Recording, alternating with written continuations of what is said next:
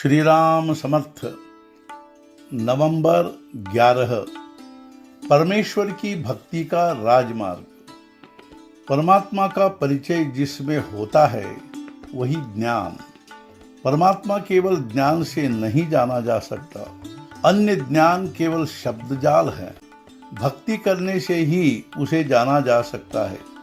जैसे गाय आने पर उसके पीछे बछड़ा अपने आप आता है, उसे अलग से बुलाना नहीं पड़ता, वैसे भक्ति करने पर ज्ञान अपने आप पीछे आता है।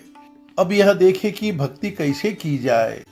जो भगवान से विभक्त नहीं रहता वह भक्त। केवल शरीर को कष्ट देने से वैराग्य नहीं होता, तो जिस स्थिति में भगवान हमें रखे उसी स्थिति में हम प्रसन्न रहे, यही वैरागी होना है। वह यदि हमें सुख में रखता है तो हम अनासक्त होकर रहे तो काफ़ी है। वैराग्य प्राप्त होने के लिए गृहस्थी नहीं छोड़नी पड़ती। साधु संत गृहस्थी छोड़कर नहीं रहते, बल्कि वे हमसे भी अधिक अच्छी गृहस्थी करते हैं, किंतु उनमें उसके प्रति आसक्ति नहीं रहती। अंतःकरण से जो आसक्ति रहित हो जाता है उसी को यथार्थ वैराग्य प्राप्त होता है। शरीर पर भस्म लपेट कर रहने से वैराग्य नहीं होता। देह को नसीब पर भगवान के भरोसे छोड़कर रहना ही वैराग्य है। किसी भी बात का मोह न करके जो स्थिति प्राप्त हो उसी में आनंद से रहना, यह ईश्वर की इच्छा मानना है। और जो इस तरह रहता है वह अपने आप ही भक्त हो जाता है। अब भक्त होने के लिए राजमार्ग है नामस्मरण करना।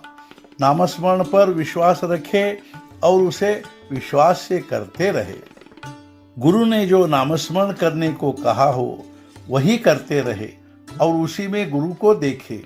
ऐसा करने पर जो दिखाई देता है वह गुरु रूप ही दिखाई देता है।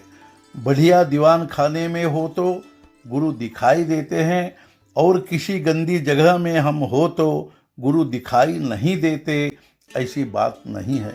इस तरह सर्वत्र गुरु का रूप दिखाई देने लगता है तो फिर बुरा कुछ नहीं रह जाता, क्योंकि फिर बुरे को जगह ही नहीं रह जाती। नामस्मरण ही साधन है और साध्य भी वही है।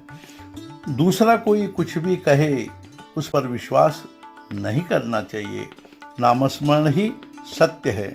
इस पर इतना विश्वास रखना चाहिए कि हमें ऐसा लगे कि संसार में नामस्मरण के अलावा कुछ है ही नहीं।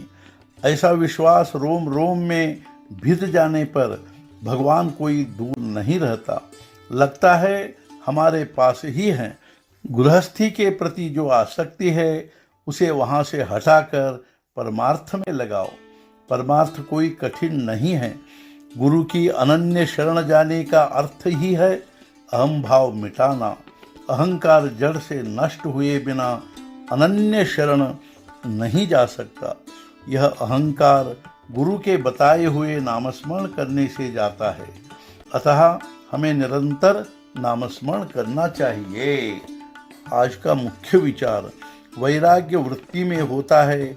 भगवान ने जो दिया है उसी में संतोष होना और किसी भी बात का लोभ न होना वैराग्य है। सद्गुरुनाथ महाराज की जय। जय जय रघुवीर समर्थ।